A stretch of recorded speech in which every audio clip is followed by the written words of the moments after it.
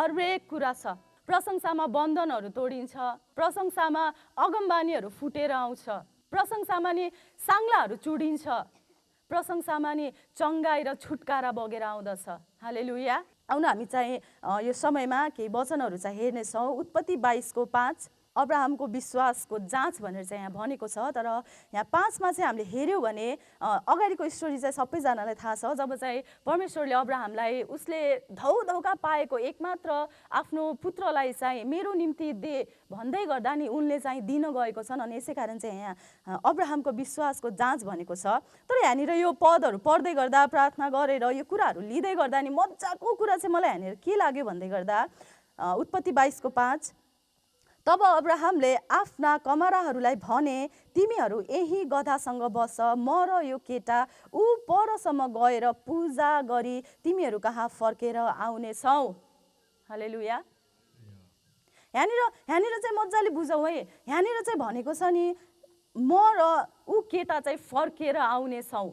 अब्राहमले यहाँनिर भनेको छ पूजा गरेर आउनेछौँ। इङ्ग्लिस भर्समा चाहिँ यो पूजालाई के भनेको छ हामी पढ्नेछौँ एकचोटि। And Abraham said to his young man, stay here with the donkey. The lad and I will go yonder and worship, and we will come back to you. यहाँनिर चाहिँ नि नेपालीमा चाहिँ पूजा लेखेको छ। कतिजनालाई चाहिँ कन्फ्युज हुनसक्छ। तर इङ्ग्लिस बाइबलमा अथवा हामीले चाहिँ एनसिभीमा हेऱ्यौँ भने एनसिभी भर्जनमा पनि प्रशंसा भनेर चाहिँ भनेको छ। अनि इङ्ग्लिस भर्जनमा पनि ट्रान्सलेटमा पनि नि वर्शिप भनेर भनेको छ।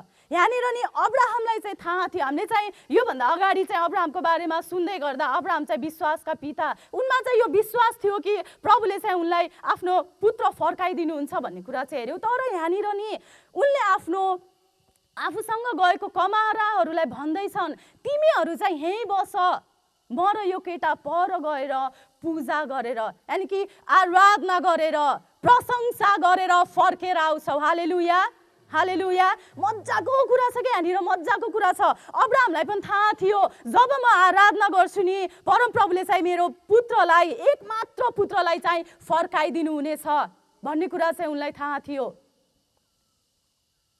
विश्वास त थियो नै थियो। तर उनले यो कुरा जानेका थिए कि आराधनामा चाहिँ छुटकारा छ। आराधनामा चाहिँ हरेक कुराको बन्धनहरू टुट्छ। अनि जसै म आराधना गर्छु नि मेरो पुत्र चाहिँ मसँग फर्किन्छ। यहाँनिर मजाले यो पढौँ न। तब अब्राहमले आफ्ना कमाराहरूलाई भने, तिमीहरू यही गधासँग बस, म र यो केटो ऊ परसम्म गएर पूजा गरी तिमीहरू कहाँ फर्केर आउनेछौ। हालेलुया। फर्केर आउनेछौ। उसले चाहिँ यो मात्रै भनेन कि म चाहिँ जान्छु, अथवा चाहिँ उसले यहाँनिर यो भनेन कि म चाहिँ पर जान्छु अनि मैले गर्नुपर्ने काम सकेर आउँछु, उसले भनेन। अथवा चाहिँ यो पनि भनेन अब्राहमले कि म चाहिँ मोरियाको डाँडामा जान्छु अनि परमप्रभुले चाहिँ मलाई सुम्पिनु भएको काम पुरा गरेर फर्कन्छु भनेर भनेको छैन। मेरो काम सकेर आउँछु, अथवा म चाहिँ परमप्रभुलाई नि मेरो एकमात्र छोरा दिएर आउँछु, मेरो परमप्रभुले मलाई दिनुभएको, मलाई जाँच्नको लागि दिनुभएको त्यो जाँच पुरा गरेर आउँछु पनि उसले भनेको छैन। यहाँनिर उसले भनेको छ म चाहिँ आराधना गरेर, म र मेरो छोरा चाहिँ आराधना गरेर फर्किन्छौ। अनि उसलाई थाहा थियो कि आराधनामा शक्तिशाली कुरा छ। हालेलुया। यस्तो मजाको कुरा छ कि आराधना, यस्तो मजाको कुरा छ। हामी जति बेला पनि आराधना गर्न सक्छौँ, हिँड्दै गर्दा, उभिँदै गर्दा। अनि सायद यही कुरा नै होला जब चाहिँ अब्राहम मोरियाको डाँडामा जाँदै थिए नि, हिँड्दै थिए उनी हिँड्दै थिए अनि उनले चाहिँ सायद प्रशंसा गर्दै थिए। यसै कारण त त्यो डाँडामा पुग्न बित्तिकै उनले चाहिँ वेदीलाई बनाए। उनीसँग समय थिएन होला घुरा टेकेर हात उठाउनलाई, तर उनी चाहिँ प्रभुसँगको सम्बन्धमा थिए, उनी चाहिँ आराधनामा थिए। अनि त्यही आराधनाको कारण अब्राहमले चाहिँ आफ्नो छोरालाई फिर्ता पाए। हो, विश्वासको कारण पनि हो। तर सुरुमा चाहिँ यहाँ भनेको छ नि, उनले आफै उनले भनेका छन् कि आफ्नै मुखले भनेका छन् कि हामी चाहिँ आराधना गरेर फर्किन्छौँ। अनि हामी चाहिँ यो आराधनाको महिना, प्रशंसाको महिना भएर जाँदैछौँ नि, हामीलाई चाहिँ एकदमै धेरै सजिलो छ। योभन्दा अगाडि चाहिँ हामी घन्टौँ घुरा टेकेर प्रार्थना गर्नु पर्थ्यो, गाह्रो पर्थ्यो होला हामीलाई।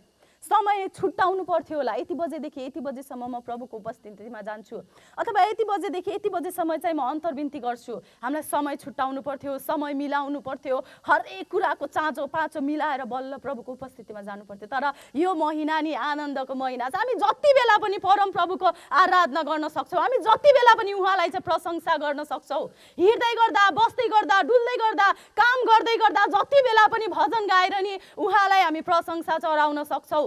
अर्को एउटा मजाको कुरा थाहा छ, प्रशंसाले नि सुसमाचारलाई पनि ल्याएर आउँदछ। हालेलुया। सिलास र पावललाई हेऱ्यो भने चाहिँ उनीहरू झ्यालखानामा पढ्दै गर्दा नि उनीहरूले चाहिँ प्रशंसा गरिरहेथे, प्रभुलाई आराधना गरिरहेथे। अनि त्यहीँनिर त्यसको पछाडि चाहिँ के भनेको छ नि, कैदीहरूले चाहिँ सुनिराखेको थिए ती भजनहरू, कैदीहरूले चाहिँ सुनिराखेका थिए। अनि भजनद्वारा पनि प्रभुको प्रचार चाहिँ भएको छ। हालेलुया। भजनद्वारा पनि हामी सुसमाचार चाहिँ सुनाउन सक्छौँ, आराधनाद्वारा पनि नि हामीले सुसमाचार चाहिँ सुनाउन सक्छौँ। त्यहाँनिर भनेको छ कैदीहरूले सुने, त्यसपछि उनीहरूले विश्वास गरेनन् थाहा छैन मलाई, तर त्यहाँनिर नि तिनीहरूले सुने नि प्रभुको भजन, प्रभुको बारेमा त सुने उनीहरूले। अनि देखे पनि कि जसै उनीहरूले आराधना गर्दै थिए नि बन्धनहरू त चुडेर आयो नि, सुने देखे। यसै कारण प्रशंसा नि यति ठुलो हतियार हो जो प्रभुले चाहिँ हामीलाई सजिलैसँग गर्नलाई दिनुभएको छ। शक्तिशाली अगमवक्ताले पनि नि त्यत्तिकै अगमबानी बोल्दैन, ऊ चाहिँ फर्स्टमा चाहिँ प्रभुको उपस्थितिमा बस्छ। मतलब प्राथमिकता चाहिँ उसले आराधनालाई दिन्छ। जसै ऊ आराधना गर्न थाल्छ नि अनि बल्ल अगमबानीका कुराहरू फुटेर आउँछ, अनि बल्ल आराधना अगमबानीका कुराहरू चाहिँ निस्किआउँछ। अगमवक्तालाई पनि नि आराधनामा बस्न चाहिँ आवश्यक छ। प्रभुको प्रशंसा गर्न जसै अगमवक्ताहरू प्रभुको प्रशंसा गर्न थाल्छन् नि, प्रभुको उपस्थितिमा जान थाल्छन्, अगमबानीको कुराहरू चाहिँ तिनी कहाँ आउँछ नि उनीहरूले अरूलाई भन्छ। मैले चाहिँ यसै भनिरहेको छैन, यो कुरा चाहिँ हामी हेर्नेछौँ। दोस्रो राजा 3:15 चाहिँ हामीले हेर्नेछौँ। यहाँनिर चाहिँ सबैजनालाई थाहा छ, यहाँनिर चाहिँ लडाइँ हुँदै थियो अनि एलिसा चाहिँ अगमवक्ता हुन्, सबैजनालाई थाहा छ उनी चाहिँ अगमवक्ता हुन्। अनि राजाहरू चाहिँ जसै उनी कहाँ चाहिँ सल्लाह सुझाव लिन आए, एलिसाले नि सुरुमै जाऊ तिमीहरूलाई चाहिँ यो हुन्छ त्यो हुन्छ भनेर चाहिँ भनेको छैनन्। तपाईँहरूले चाहिँ यो पढ्न सक्नुहुन्छ घरमा, यो हुन्छ त्यो हुन्छ तिमीहरू चाहिँ विजय हुन्छौ भनेर चाहिँ भनेका छैनन्। उनले चाहिँ फर्स्टमा यहाँनिर भनेका छन्, दोस्रो राजा 3:15, तर अब एकजना वीणा बजाउनेलाई मेरो निम्ति ल्याऊ। जब वीणा बजाउनेले बजाइरहेको थियो तब परमप्रभुको हात एलिसामाथि पर्यो र तिनले भने, परमप्रभु यसो भन्नुहुन्छ। हालेलुया। वीणा बजाउने हामीलाई चाहिँ थाहा छ, आराधकहरूले पनि के बजाउँछौ। उनले चाहिँ भने कि पहिला चाहिँ वीणा बजाउने भन्नुको मतलब मलाई चाहिँ परमेश्वरको प्रशंसा गर्नको लागि, उहाँको उपस्थितिमा जानको लागि एउटा आराधक चाहिँ ल्याइदेऊ, म चाहिँ सुरुमा आराधना गर्नेछु भनेर चाहिँ उनले भने। अनि जसै उनी चाहिँ आराधनामा बसे नि अनि परमेश्वरको उपस्थिति चाहिँ उनीमाथि आउनुभयो, अनि त्यसपछि बल्ल उनीबाट अगमबानी चाहिँ फुटेर आयो। हालेलुया। अगमवक्ता अगमबानी बोल्दै गर्दा पनि नि फर्स्टमा चाहिँ आराधना महत्त्वपूर्ण छ। जब वीणा बजाउनेले बजाइरहेको थियो तब परमप्रभुको हात एलिसामाथि पर्यो। अनि त्यसपछि चाहिँ तपाईँहरूले पढ्न सक्नुहुन्छ तल, अनि कसरी त्यो राजाहरूलाई चाहिँ उनले भने त्यसपछि कसरी गर्ने, कसरी चाहिँ तिमीहरूले लडाइँमा चाहिँ विजय हुन्छौ भनेर चाहिँ भने। उनले चाहिँ सुरुमै भनेनन् ल ल ल ल आउनुहोस् बस्नुहोस्, म चाहिँ एउटा अगमवक्ता हो, मैले चाहिँ तपाईँहरूलाई भनिहाल्छु तपाईँ कसरी विजय हुन सक्नुहुन्छ, लडाइँमा कसरी जान सक्नुहुन्छ, तपाईँ कसरी तयारी हुन सक्नुहुन्छ भनेर चाहिँ उनले सुरुमै भनेनन्। उनले भने कि एकजना वीणा बजाउनेलाई लिएर आओ, एकजना आराधकलाई लिएर आओ, म परम प्रभुको आराधना गर्नेछु। त्यसपछि अनि प्रभुको उपस्थितिमा उनले शक्तिशाली कुरा गरेका छन्, राजाहरू चाहिँ विजय भएका छन्।